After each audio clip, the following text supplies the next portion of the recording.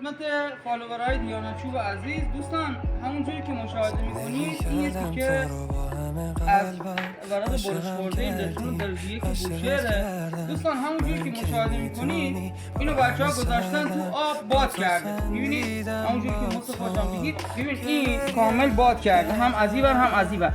ولی تنها چیزی که ببین الان ما یه تیکه از این نوارا رو کندیم، تنها چیزی که مشخصه توی این فیلم ببین کیفیت نواریه که ما استفاده کردیم.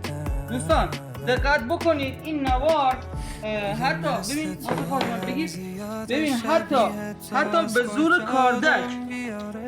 زور کاردک این الان دارم زور میزنم، به زور کاردک این کنده نمیشه، به زور کاردکی که تیزبر داره. نگاه کن ما هرچی دارم زور میزنم کنده نمیشه، این نوار میشکنه. دوستان میبینید هم روی خط کار چسب خورده هم روی نوار. بعد نوار